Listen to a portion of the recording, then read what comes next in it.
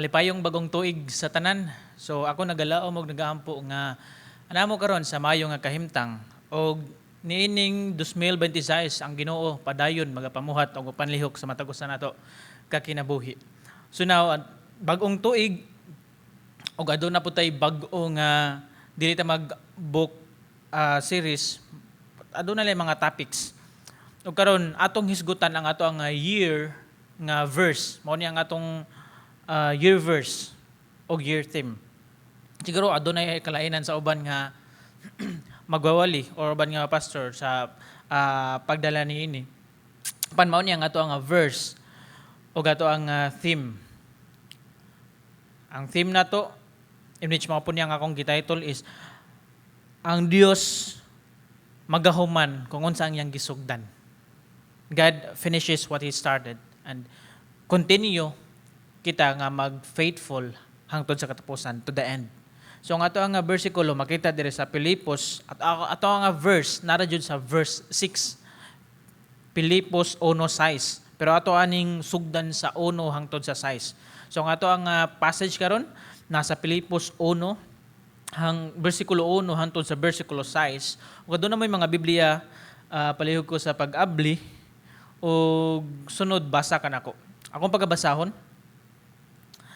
Gikan ni Pablo ug ni Timoteo, mga sulugoon ni Kristo Jesus, alang sa tibok katawhan sa Dios sa Pilipos nga nahiusa kang Kristo Jesus, lakip sa mga pangulo ug sa mga katabang sa buluhaton sa simbahan, ang Dios nga atong amahan ug ang Ginoong Hesukristo maghatag kaninyo sa grasya ug kalinaw.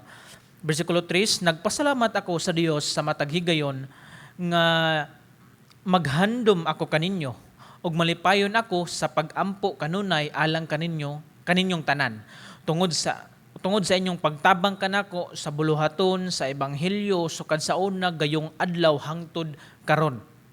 Og busa siguro ako mo niya ato ang year verse bersikulo 6 og busa siguro ako confident siguro ako nga kining maayong buhat nga gisugdan sa Dios diha kaninyo padayon gayud nga hangtod mahuman kini sa pagbalik ni Kristo Jesus. Ang Dios ang panalangin ng daan sa mga pulong magkampo ta. Labing kamahanan mo Dios Ginoo. Ang among balikan ang mga nangagi, balikan nga naay nga tuig. Among makita amahan.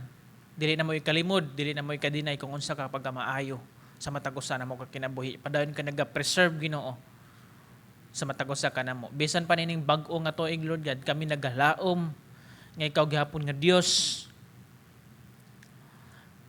Magtabang ka namo, maguban ka namo. Ug ikaw lamang ang Dios ang among dahigon og pasalmatan. Nini nga takna o Dios. Lamdagi matagos sa kasing-kasing ug unahuna di namo kani masabtan imo nga mensahe. Dalaygon ka sa walay katapusan sa ngalan ni Jesus. Amen ug amen. So padayon ta. Og atong makit-an or ato ang sinati siguro sa 2025 na sinati nato nga mura ta og failure, mura ta og wala na satisfied or mura tag kulangan lang or mura tag nahingawa nga nahuman na ding 2025 mura magwala kay ko nabuhat mura mag feel na ko failure magay ko ato or bisan nato siguro na ay naka-experience nga mas grabe pa dili lang kay gamay nga failure kun dili maabot og life and death nga situation nga pildiro jud sa kinabuhi like na nahuman na lang 2025 wa jud ko ka salbar wa jud ko ka bakod wa jud ko like kinana nga punto sa kinabuhi siguro kitang tanan naka-experience ni ana nga mga sitwasyon sa matagusan nato ka kinabuhi na mga failures siguro sa ato nga career siguro sa ato nga family siguro sa ato mga business siguro sa ato nga even sa ato nga kaugalingon sa ato mga sitwasyon sa ginaingon ko na naglambigit og mga kanang life and death nga decision ba and then failure ta karon nga 2026 ang Dios nga gamhanan nagpadayon og pamuhat og panlihok sa atong kinabuhi. Sa ginaingan ko na mao po niya nga ato ang verse sa bersikulo 6 og mao po na ako ang gititle karon sa ato ang sa karon nga mensahe nga ang Dios magahuman kung unsa man ang iyang gisugdan. So balik ta sa ato nga teksto context sa libro sa Pilipos ang kani nga letter kani nga sulat sa Pilipos ni Apostol Pablo is mao ni ang mga personal nga letter ning Pablo. Og siguro mao po ni ang pinaka-quote bitaw sa entire nga Bible. So maghatag og mga bersikulo diri nga siguro kamo is naka-familiar og inyohan ang gi-quote. Example sa Filipos 1:6, being confident mao nga to nga bersikulo, being confident. Na, sure go, sigurado go kay Ginoo jud like nana. Siguro naka-quote mo inana. Sa Filipos 1:21 nagisgot, for me to live and to die is gain. Siguro nakadungog mo gi-quote na nindot niya ang mga kanang verses sa Filipos.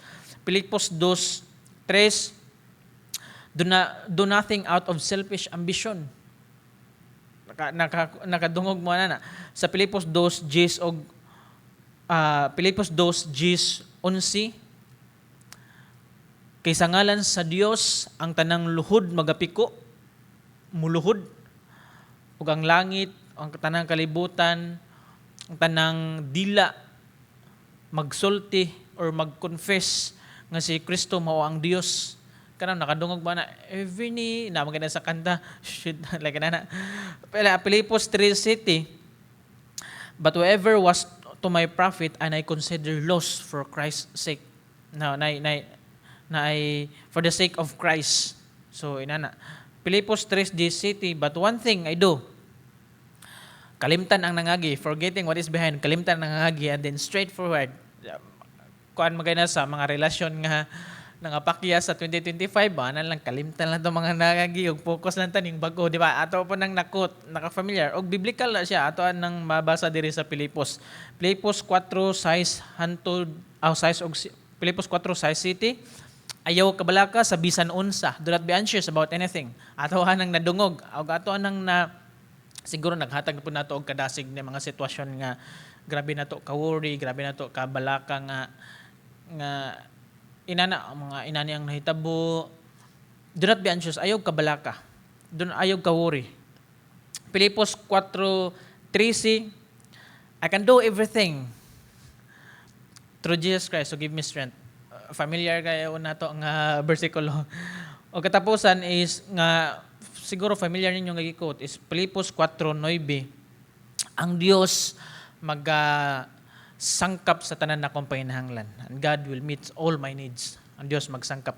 Mao ni ang libro sa Filipos, mao ni ang usa sa pinakadaghan nga gi-quote sa mga tao.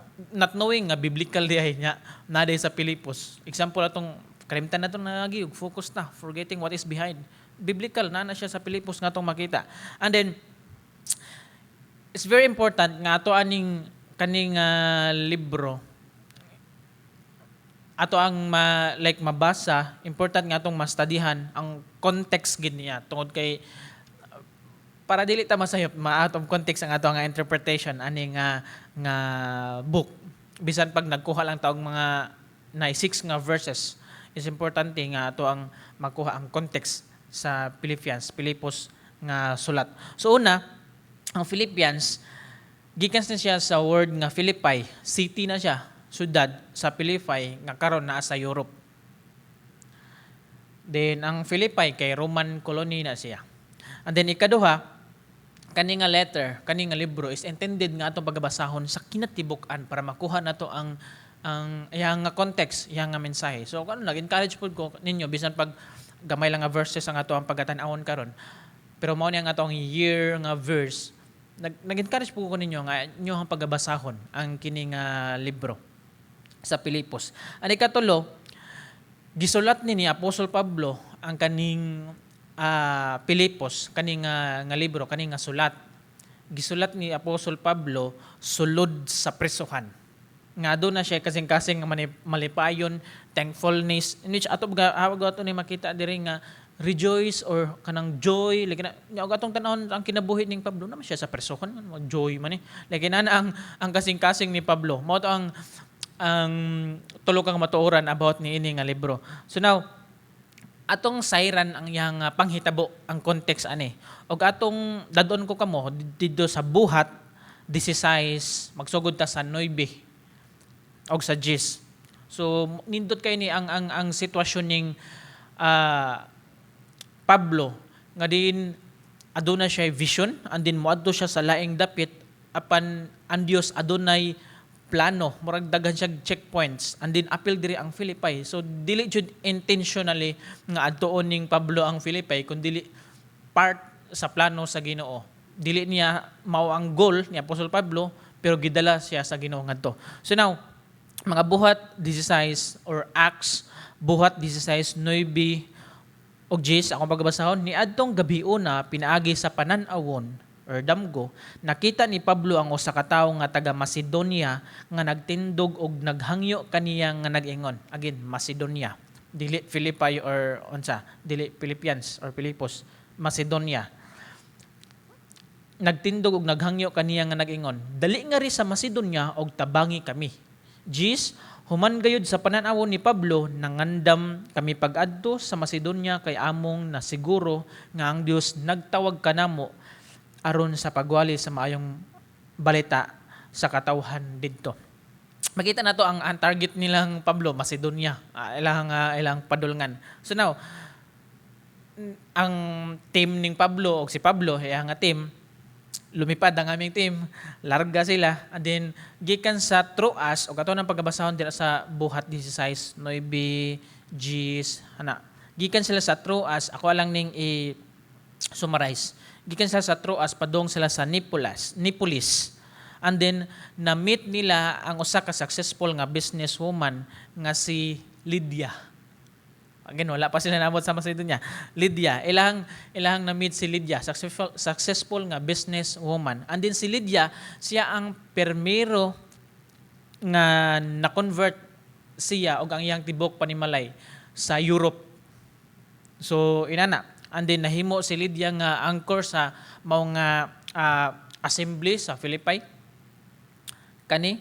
And then nagbabautismo siya, nituo siya ni Ginoong Jesucristo, and then sa tibok po niya nga panimalay na luwas. Nakita. So after ni Lydia, ang uban nga membro sa iyang nga panimalay is nga luwas.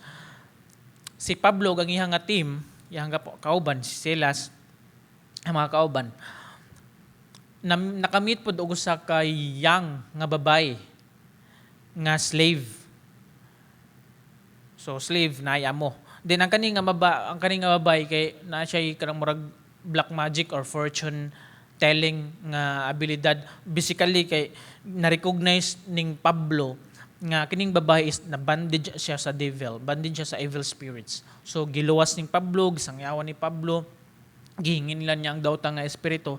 And then kana naghatag og dako nga kagubot tungod kay again na siya ay amo ang katong babay, and then dili nakakwarta ang amo kay syempre fortune telling nga unsa man kabalo ko sa pila ka adlaw mao ni imong anak, mao ni imong fortune telling, mao ni imong mga mo-boom imong nga business. Unya giluwas ning Pablo ang katong babay, suko ang katong amo nga tag-iya kay slave man na babay. So naghawda sila ang mga tao ngadto, aging na nila, uy kading tawhana kani si Pablo ug iyang nga team, nagsamok-samok ni diring dapita, ato na silang ipadakop, nagdanig sila kagubot like na. So mao ang higayon nga ato na mabasa sa bersikulo 22 hangtod sa 24 is hangtod sa 25 na priso silang Pablo, gipriso sing Pablo. And then mao ni ang famous nga story pod nga samtang sa presohan sa bersikulo 25 sa buhat 16, samtang sa presohan sing Silas og si Pablo nagkanta og hymns, and then naay linog ni kalit og linog, and then naabli ang pultahan sa presohan. Kana nga story is mo ni siya. And then nagpanik ang mga guard niya na ang guard, sir, unsa man akong buhaton aron ako maluwas? Naglinog, and then kalma lang silang Pablo, unsa akong buhaton aron ako maluwas? Mao ni ang sa bersikulo 31 niya na sing Pablo, believe in Jesus Christ, believe the Lord Jesus Christ, og tuo ni Ginoong Hesus og maluwas ka. Lakip ang tibok nimong panimalay. Actually mao po niya nga family verse sa una nga si mama lang ang Kristohanon. Nagtuo si mama nga ano which karon ang nahitabo grasya sa Ginoo nga tibok namo nga panimalay maluwas. Mao po na ang nahitabo ning Lydia, o katong balikan ang istorya ni Lydia. Si Lydia lang o sa ka businesswoman, and then tuo siya ni Ginoong Jesucristo, and then iyang tibok panimalay, and then giablihan pagay ang panimalay ni Lydia nga himo og house church, which bonay ang starting point sa Philippi, sa simbahan sa Philippi. And then inana ang ato nga makita sa verse 40 ug atong tiwason na pagbasa ni pag-abli sa presuhan, naglinog abli ang presuhan, nigawa silang Pablo si Silas, nagpaanek ng mga guard, and then niadto sila balik sa balay ng Lydia. And then na-meet na po ug na-encourage sila ilang mga brothers and sisters nga do, mga Kristohanon ngadto nga panimalay. And then mao na ang starting, mao na ang young nga church sa Philippi. Mao na ang basically ang background sa libro sa Philippi. And then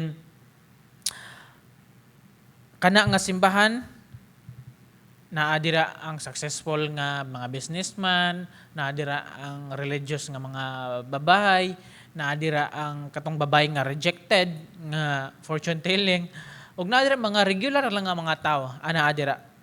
Ug wala na nagmatter socio-economic nga bracket, wala na nagmatter or unsa ang ilang ethnic background, tungod kay aduna sila common. Ang common nila is sila nituon ni Ginoong Jesucristo nga Dios. Ug atong tan-awon diri ang istorya ning Pablo, failure kay na og sa ato alang nga paminaw, si awa ni Pablo niadto sa Macedonia nya wa pag-aabot ngadto niya drop sa Pilipay, andi na preso pa jud. Og atong tan-awon si awa ning Pablo na preso manoon. Og sa ato alang nga sa ato alang nga estados, sa ato ang pangunahon na ato makita ang kinabuhi ning Pablo diri lang kanilang short nga missionary journey niya, short lang nga timeline. Failure kayo kina priso noon sa Pablo noon. Failure kayo, daghan kay checkpoints, daghan kay detour, yang paranawon Macedonia and then nahog sa Philippi, like na failure. Kung kita pa to, awa na, surrender na ta. Failure kayo, dili feel na to, nagbuhat man, nagsunod man ako sa Ginoo, anong napreso man noon ko, o kita pa to, wala na. One of the best way nga atong kanang dili na to ma-feel nga kanang failure ta is tanaw na to, i-fix na to ang eyes kung unsa ang pagtanaw sa Dios dire nato. So ang Dios nagtanaw na to differently. Kita nagtanaw ta sa tong self nga failure jud ko, preso na noon. Failure jud ko, agid na ko nakamit. Failure ko kay awawa jud ko, like na. But ang Dios lahi ang pagtanaw kanato. Different iyang pagtanaw. Nag-focus ang Ginoo who we are, kung kinsa ta. Dili kay kung unsa ang atong gi-perform. Makita na to, maayo kay pag-perform ni Pablo, pireso noon. Dili inanang ang pagtanaw sa Dios. Ug mao po na ang atong paghisgutan karon, adunay 5 ka kamatuoran. Short ra ni, 5 ka kamatuoran nga makita nato og kinsa ta tungod kay mao na ang pagtan-aw sa Dios kanato. So una nga butang sa bersikulo 1, sa balik ta sa atong nga passage sa Filipos 1:1. Una nga butang nga atong makita, we are servant, kita sulugoon sa Dios. Gikan ni Pablo og ni Timoteo nga mga sulugoon ni Kristo Jesus sa bersikulo 1. Interesting kay na nga verse kanin sa verse 1 tungod kay wala gi-identify ning Pablo nga ako si Apostol Pablo, wala kundi ako sulugoon sa Dios. Inana pag-identify ning Pablo sa iyang nga sulat. So ako sulugoon og atong makita dili lang kay siya kundi si Silas og si Timoteo mga sulugoon sa Ginoo. And then ang kaning slave or kaning sulugoon nag-refer ni siya nga naay bound, naay higot or naay like dili ka basta-basta nga makaikyas or like naay significant nga bandage hiniusa mo like servant na kay amo ikaw. Mao ni ang context sa ano nga panahon. Og kani siya ato ning mapasa sa Old Testament nga pagpasabot sa sulugoon. Ato na mabasa diha sa Exodus 21:5 og 6. Ako pagbasahon, apan kun ang ulipon mo ingon, ang sulugoon maingon, gihigugma ko ang akong agalon ug ang akong asawa ingon man ang akong anak ug dili pa ako buot mo biya dinhi, mo biya sa iyang amo. Dadon siya sa iyang agalon, iyang amo, ngadto sa dapit nga diin gisimba ang Dios. og didto sa pultahan o sa haligi sa pultahan lungagan niya ang iyang dalunggan sa ulipon og maulipon siya sa iyang agalon sa tibuok niyang kinabuhi. So buot pagpasabot, kung aduna kay sulugoon og dili siya gusto mo biya kanimo tungod kay sa iyang paghigugma diha kanimo, paghigugma sa iyang asawa, paghigugma sa iyang anak, labaw sa tanan paghigugma sa iyang amo, responsibilidad na sa amo ang kana nga sulugoon. Iyahan ang ilok, iyahan ang pagatan-awon, iyahan ng murag dako kay nang responsibility para sa agalon, para sa amo.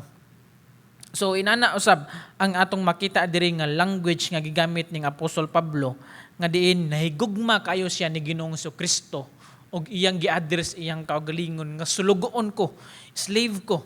Sulugoon ko, aduna ko'y bandage ni Ginoong Kristo. Sulugoon ko ni Ginoong Kristo. Dili ko, wala niya gi-address nga, dili ko pastor, dili ko deacon, dili ko elder, dili ko president. Sulugoon ko. Inana pag-address ning Pablo, inana iyang lifelong nga commitment o atong mabasihan sa Exodus sa tibuok niyang kinabuhi. So mo nang lifelong nga commitment nga si Ginoong Hesus iya nga master sa tibuok niyang kinabuhi nga paggamit niya sa Ginoo. Ikaw ug ako sulugoon sa Ginoo. Walay sulugoon nga sige lagi da nga wala nagsangyaw sa pulong sa Ginoo. Walay sulugoon nga sige criticize sa uban nga simbahan. Walay sulugoon nga dili mo sugot kung sugoon sa iyang nga amo. Ikaw ug ako sulugoon sa Ginoo. Kung ikaw ako nga magtotoo diha sa Ginoo, servant ta sa ato nga Savior. Tungod kay gipalit ta ni Ginoong Kristo sa iyang kaugalingon og himili nga dugo ibabaw sa krus. Gipalit ta, di ba? Ang slave sa una kay need mo na paliton. Labaw sa tanan sa Ginoong Kristo, dugo ang iyang kapalit, inana ka precious. Ikaw ako bilong diha sa Ginoo hangtod mahuman nining kinabuhia. Dili ta volunteers nga go and come and go lang. Dili ta volunteers nga relax simbahan og okay lang og di pod walig simbahan. Manangyaw kung okay lang, kung di gustong manangyaw di pod volunteers ta. Dili ta volunteers, sulugoon ta, servant ta. Dili ta volunteers diha sa Ginoo. Ikaw ug ako mutuman sa kauboton sa Ginoo. Ikaduha nga butang nga ato nga sayran, we are possession at a place. Gibutang jud ta. Dili accident nga layo magay kong dapit pero naabot makong TLCC. Layo sa kuan naman ako probinsya man ako nya napila naman ko katuig diri sa TLCC. Ang Dios adunay purpose.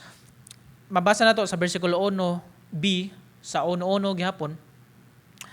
Alang sa tibuok katawhan sa Dios sa Pilipos, address nga Pilipos jud tinuod jud Kamputhaw like nana Cebu like nana nga nahiusa kang Kristo Jesus lakip sa mga pangulo ug sa mga katabang sa buluhaton sa simbahan. Atong manotice at Philippi at Pilipos sa Pilipos nadyoy address nga exact nga place kani tinuod nga sulat nga gisulat para sa tinuod nga mga tawo ngadto sa tinuod nga lugar dili buot-buot sa murarag sa ato ang TLCC the Living Christian Church nga gi-place diri sa Kamputhaw, Rosal Street tinuod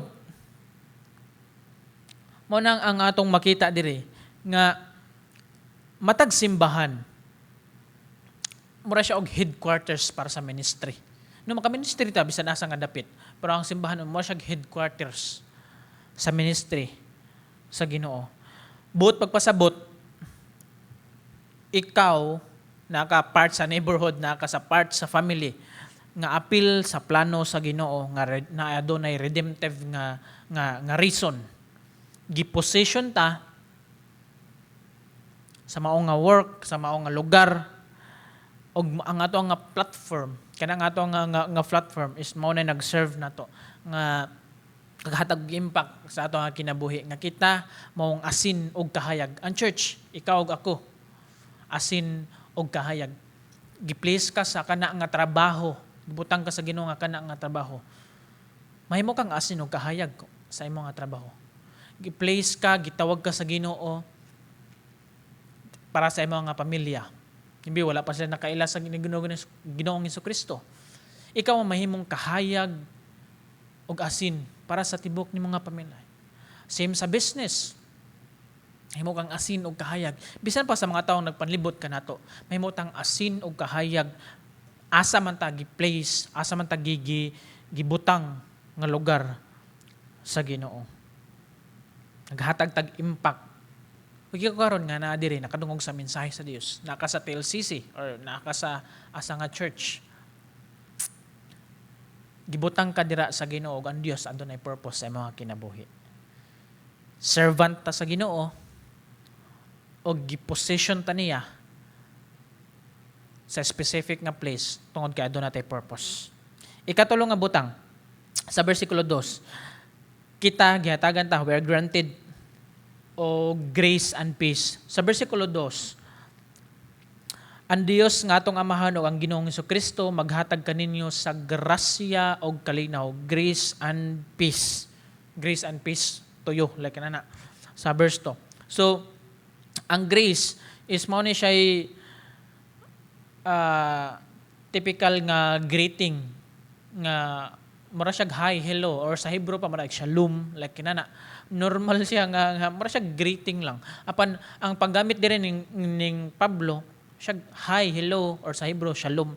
Paggamit din ng Pablo is, makita na to gi-infuse niya ang kanibang, dili pwede nga itiwalag ang mensahe nga adunay Ginoo, ang mensahe nga wala si Kristo, wala ang Dios Amahan, kundi mixed jud grace and peace. So God's grace is mo ni ang mga undeserved nga favor nga diin gidemonstrate ni Ginoong Hesukristo ibabaw sa cross siya na pagkamatay. Aton makita dahil sa Roma 5:8, wala ta na dili ta deserve ani.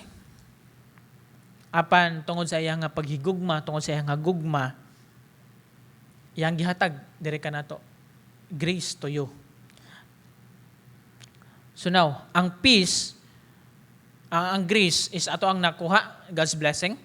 Instead nga kita ang ilansang kita ang makadawat og God's wrath batungod sa grace sa Ginoo, nakadawat og God's blessing. Ang peace is mo ni siya ang result nga nag-bridge, nagtugma kanato ni Ginoong Hesukristo og sa Dios Amahan nga kita na reconcile. Kana bang example aduna kay na ay nalambigit ka sa kanang gulo or nalambigit ka sa panag-away, di siya katuga na murag wa kay kalinaw nga grabe nakaaway, like dili ka katug, wala kay peace basically. So mao ang gibot ni Ginoong Kristo, mao na ato ang peace nga na-receive is na reconcile ta sa Dios Amahan, ang bridge, siya ang bridge. Then mao na ang nadawat nato, grace and peace to you. So atong basahon ang Dios, atong basahon ang Dios nga atong Amahan o ang Ginoong Hesukristo maghatag kaninyo og grasya o kalinaw. Na siya'y wholeness, na siya'y unity. Dili pwede na to nga greetings ra lagi pero dili na to pwede mo na greetings ra na pero dili na to wag tangon ang mensahe ni Ginoong Hesukristo o ang Dios Amahan kung unsa nila gilink pinagi sa buhat sa balang Espiritu Santo. Usay makadungog ta nga mostly wala kayo nato nasabtan ang grasya kadaghanan sa ato Usay makadungog ta nga makaana wala na lagi ka ni fellowship, wala na lagi tayong simbahan nya mga nga dili man ako unworthy mong good ko sa daghan, grabe na kaya akong sala like ana, grabe na kaya ako nga sala, wala na ka ni simba, wala na ka ni join, grabe na kayo. Remember, kitang tanan is unworthy atubangan sa Ginoo, but dili sad sa ingon nga kita worthless. Ang Dios naghatag kanato og grasya og kalinaw diha sa iyang pabor.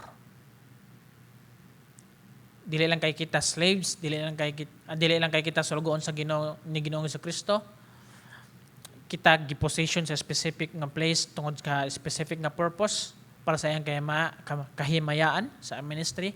Then kita granted nga gitagaan pod ni Ginoong Kristo og grasya og kalinaw. Sa bersikulo 3 mo ni ikaapat nga punto. Sa bersikulo 3 og 4 makahimo kita sa kalipay o maka-experience ta og kalipay or malipay kita tungod ni Ginoong Kristo dili tungod sa mga butang nga unsa may naa nato. Bersikulo 3 o 4, nagpasalamat ako sa Dios sa matag higayon, always matag higayon, nga maghandom ako kaninyo og malipayon, joy, kani dili ni siya kanang simple lang. Og bersikulo 4, og malipayon ako sa pag-ampo kanunay alang kaninyong tanan. Atong makita dire sa bersikulo 3 nga every time, always gid matag higayon ginumduman ning Pablo ang kaigsuonan sa Philippian nga church or Philippi nga church, or grabe nila ka faithful. O mao pud ang atong nga makita nga nindot og ato ang usab nga masunod ang gibuhat ning Pablo kana nga pattern nga ug magunahuna ta sa ato ang brother and sisters sa TLCC is makahatagon ta natong dako nga kalipay. Inay nga atong daot ay mao man to siya simbar man tong nay ko inay ato ang katunan nga atong ma-follow ang the same pattern ning Pablo nga gipita. Malipayon siya kung makahinumdum siya sa atong mga brother and sisters. Malipayon ta kung maghinumdum ta, labi na apil nato sa mga pag-ampo, always join sa prayer meeting. Mga pag-ampo, hinumduman nato atong mga brother and sisters. Malipay ta, inana ang gipakita diri ning Pablo. Kita karon magyamid ba atong mata, morol lang atong eyes. Nga i-point na noon nato atong problema, ato ang mga kasakit, sa mga magselebrar pa gani og na mga shortcomings. Instead nga malipay nga makanuna sa ato nga brother and sisters, so dili inana supos ang ato nga batunan, kundi ato ang ikalipay. So now, ang kaning joy is different ni siya sa happiness. Ang joy ang happiness, connected siya sa happenings. Ang happenings or circumstances. Ang mga butang, ang sitwasyon is pabor nimo, nindot kayo, it's go along your way, is malipayon ka. Apan kung dili nimo pabor, is mag-uol ka. Mao na ang happiness. Ang joy, dili ni siya taphaw lang nga kalipay, kung dili ni siya tungod sa panghitabo, kundi joy tungod na ay Savior, tungod ni Ginoong Hesukristo. Muna na si Pablo nga rejoice, sublion ko, paglipay ka mo, rejoice always. Bisan pag si Pablo nasa presohan, rejoice. Grabe na yang kalipay, dili tungod sa iyang circumstances nga napreso noon siya, nalipay siya, kundi nalipay siya tungod ni kay naa si Ginoong Kristo. Lastly, sa bersikulo 5, bersikulo 5 ug 6, panglima, we are partner in process. Partner ta. Process, meaning na ay kalambuan. Bersikulo 5, tungod sa inyong pagtabang kanako, partner, pagtabang kanako sa buluhaton sa ebanghelyo sukad sa una gayong adlaw hangtod karon, ug busa siguro ako nga kining maayong buhat nga gisugdan sa Dios diha kaninyo padayonon gayud niya hangtod mahuman kini sa pagbalik ni Kristo Jesus.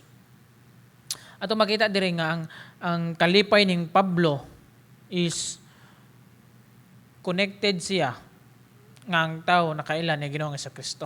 Lagi na ang pag-express ning Pablo, link siya sa gospel nga makadungog sa ebanghelyo. Na partner nga atong makita. And then sa bersikulo 5 atong makita ang partnership sa English akong basahon sa English, because of your partnership in the gospel from the first day until. Kaning word nga partnership dira pod gikuha or gi often translated nga fellowship, ang kaning partnership. So most of us Wala, fellowship ta, kaon na ni.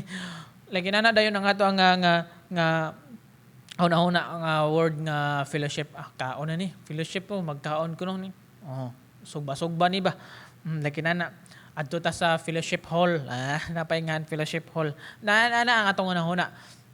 Apan ning Pablo, ang word nga fellowship is ako hatagan ta mo translation. Adunay duha ka tawo din nagpalit sila og kanang sakayan and din nagsugod sila og business nga kanang fishing business. So ang tawag ana koinonia. Ang fellowship ang tawag ana koinonia, meaning formal business partnership sila. And then ang kani nga tawo, duha ka tawo nga common, aduna sila common nga vision, aduna sila common nga investment, aduna sila common nga mind together ba para sa ilang nga business nga mahimo gayud og reality og lambo pa jud. Like na aduna sila common nga nahuna vision, goal sa ilang i-invest mo na ang koinonia. Mo na ang pagpasabot diri ning Pablo. So now, buot pasabot nga ang true Christian fellowship panaghiusa means sharing ta the same vision. Sharing ta the same nga for the cause of Christ tungod ni Kristo. Sharing ta para sa share ta para sa sangyaw sa mayong balita. Sa mga tong una kung unsa pagsangyaw, kung unsa spread sa word ni God. Muna ang bot ni pasabot ni dire ning Pablo sa versikulo 5, nagpasalamat siya sa pagtabang sa iyang pag-ibanghilyo or pag-evangelize. Lagi na. So nagpasalamat siya sa Dios, nagpasalamat siya sa mga tao. And then ang katong mga tao is dili lang to nga nitabang sila financially or unsa pa lang sila pod mismo nitrabaho pod sila, nagsangyaw pod sila, nitabang sila ni Pablo. Like inana ang ilang nga gibuhat. Mo nang true fellowship means ipot nato ang gospel ahead. Then ang ato ang mga interest, ang ato ang mga motive sa kinabuhi nagsunod sa maong nga gospel, motibo, ang life-changing message, ang pulong sa Ginoo. Partner ta in process, need tang mulambo sama sa business. Doon na tayo same vision. Saan na to pagsangyaw? Saan na to nga mudaghan pa ta ang ato nga mudaghan pa ang kaning TLCC, mudaghan pa ang nasa ato nga church na kinana. Si Pablo walay doubt ngadto sa Ginoo, nga humanon sa Ginoo kung unsa ang iya nga gisugdan. Ikaw ug ako usab nining 2026 magasulti ako nga humanon sa Ginoo kung unsa ang iyang gisugdan. Nabuhat na diri ni Pablo ug ang Dios ni Pablo, ang Dios sa una ug ato nga Dios karon wala na usab. Kaya to nga gibuhat sa Dios sa panahon ni Pablo. Ug kaya usab na buhaton sa Dios sa panahon nimo karon ug nako. 5 ka matuoran, kita sulugoon sa Dios o giposition ta sa sakto nga lugar, giposition ta sa lugar nga adunay purpose o granted ta nga gitagaan og grasya og kalinaw, grace and peace. And then makahimo ta nga magmalipayon ta bisan pag nasa sud sa presohan, bisan pag nasa trials, bisan pag nasa kasakit, makahimo ta sa pag-rejoice sa paglipay tungod ni Ginoong Hesukristo. Og partner ta sa buloton sa Ginoo in process para sa pagtubo, sa pagpalapnag sa maayo nga balita. Ang Dios padayon nga magapangmuhat sa matag usa kanato nini nga 2026. Padayon ta diha sa Ginoo. Adunay kasiguraduhan nga kung unsa ang gisugdan sa Ginoo diha sa imong kinabuhi, taposon, humanon, ni Ginoong Jesucristo. Magampo ta, Ginoo labing gamhanan. Kami pasalamaton. Ining unang nga higayon Ginoo sa nga pag fellowship sa tuig 2026. Ikaw ang Dios sa unang nga panahon, ikaw ang Dios hangtod karon, wala na usab, wala nagbag-o. Ikaw ang Dios padayon nga magtabang ka namo, padayon nga maggiya ka namo. Ikaw ang Dios nga among alagaran, padayon nga sangpiton. Salamat o Dios. Tuguti imong balang Espiritu Santo magapamuhat sa matag usa kadalunggan ug kasing-kasing matag usa nga nakadungog sa imong nga pulong nga mensahe karon. Salamat o Dios nga ikaw padayon ka. Maga-bless kanila, maga-keep kanila ug wala ko masayod amahan kung unsa ilang mga experience, unsa ilang nga nasinatian nga mga kasakit, mga problema ug mga pagsulay. Apan ikaw o Dios ang labing gamhanan nga nasayod sa tanan. Ginoo, tabangi sila. Na sila sa kasakitan, ayuha sila o Dios. Salamat Ginoo, nagatuo kami o Dios sa kamatuoran nga ikaw nga Dios kung unsa ang gisugdan ismao ang imong nga tapuson. Kana amo nang gi-claim nga saad o Dios nini nga tuig 2026 nga ikaw o Dios nagsugod pamuhat sa matagusan namo ka kinabuhi, ikaw gihapon nga Dios mao imong human. Hangtod nga matapos nining kinabuhi. Ikaw lamang ang Dios nga mong gilagaran o gisimba. Dalaygon ka sa walay katapusan sa nga Jesus. Amen. O amen.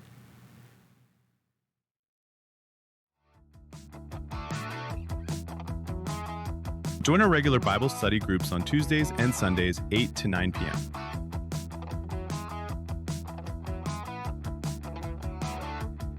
as well as a time of fellowship and encouragement with fellow believers. Whether you've got a toddler, a grade 4 to 6 adventurer, or a grade 7 to 12 teen, our Sunday school has a spot just for them. Drop in at 10 a.m. to see classes where every age learns, plays, and grows together. Let's honor God by supporting His church. Kindly use the box at the back for tithes and offerings.